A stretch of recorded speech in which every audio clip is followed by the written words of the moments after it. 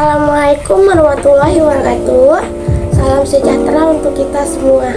Puji syukur atas kehadiran Allah Subhanahu wa Ta'ala yang telah memberi nikmat yang luar biasa untuk kita semua. Tidak juga lupa salawat dan salam kepada Nabi kita, Nabi Muhammad SAW. Yang terhormat kepada dosen Bahasa Indonesia yaitu Bapak Aditya Pratama, SPD MPD, beserta teman-teman yang saya cintai. Sebelumnya, izinkan saya untuk memperkenalkan diri.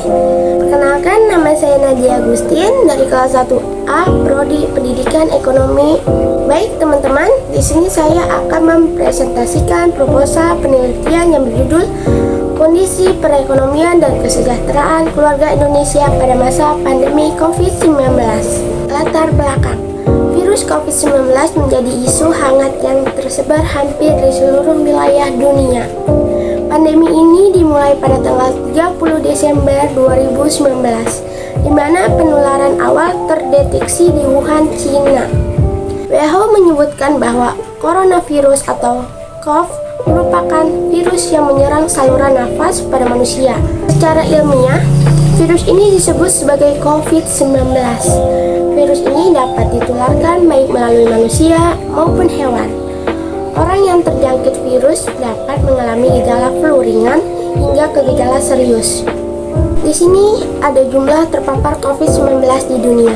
Yang pertama, 650.094.397 terinfeksi. Yang kedua ada 6.646.739 meninggal dan 627.126.635 sembuh. Lanjut, jumlah terpapar COVID-19 di Indonesia. Di sini ada 6.680.203 terinfeksi. Selanjutnya 159.978 meninggal dan yang terakhir 6.469.238 sembuh. Untuk menanggulangi penyebaran COVID-19, pemerintah Indonesia telah menerapkan beberapa kebijakan. Yang pertama, ada PSBB. Di awal kemunculan pandemi, pemerintah pernah menetapkan peraturan mengenai pembatasan sosial berskala besar atau biasa disingkat dengan PSBB. Selanjutnya ada PPKM. PPKM atau pemberlakuan pembatasan kegiatan masyarakat. Kebijakan ini menggantikan PSBB dengan fokus peraturan yang berbeda. Lanjut ada PPKM level. Kebijakan pemerintah yang terbaru adalah PPKM dengan penyesuaian pada level asesmen setiap kabupaten atau kota. Terdapat 5 level PPKM. Terdapat banyak bidang kehidupan yang terdampak oleh pandemi ini. Dampak yang paling utama tentunya ada pada aspek kesehatan.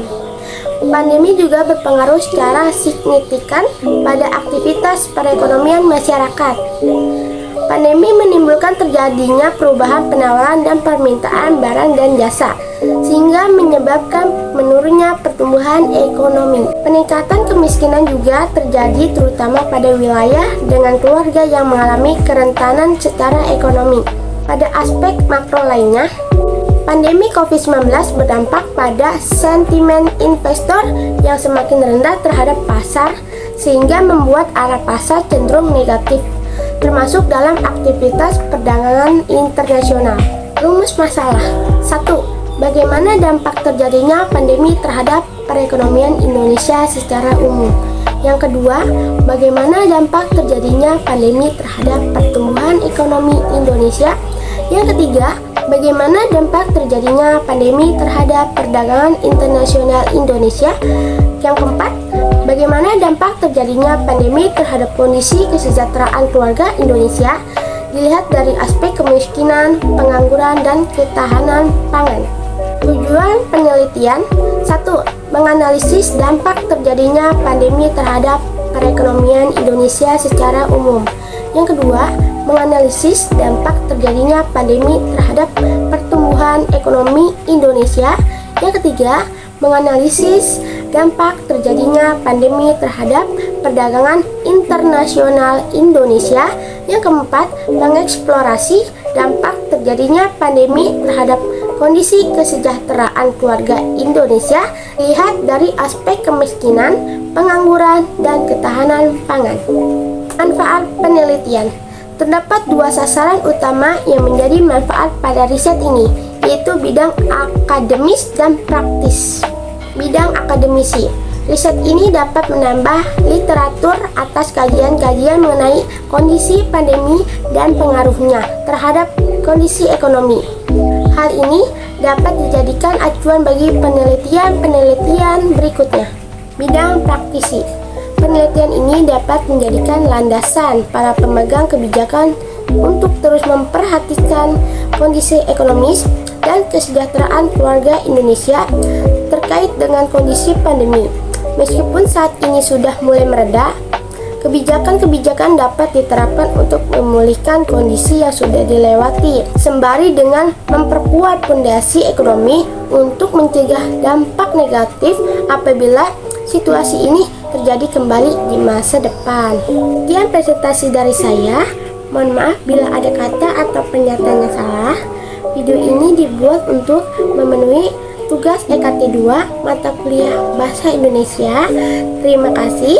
Wassalamualaikum warahmatullahi wabarakatuh.